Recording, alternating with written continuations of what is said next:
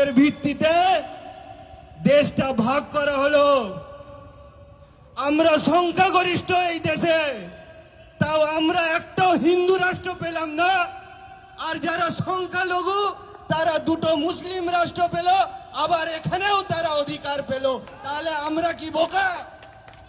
আজকে সেই জন্যই আজকে এই ডাইরেক্ট অ্যাকশন ডে পালন করতে এসেছি।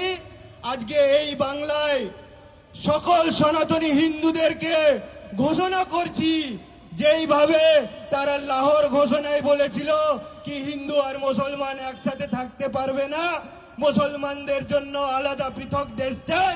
আজকে আমরা এই বাংলায় বলছি কি আমরা মুসলমানদের সাথে থাকতে পারবো না, আমাদেরকে পৃথক ব্যবস্থা চাই আর এদেরকে বাংলাদেশ পাঠাতে হবে। তারা আমাদের দেশে থাকবে,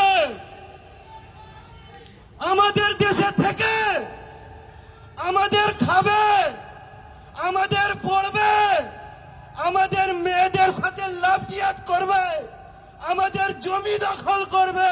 আর সহ্য করব না, সবুজ পতাকা দেখলেই সাটা ভাঙা মার দিব।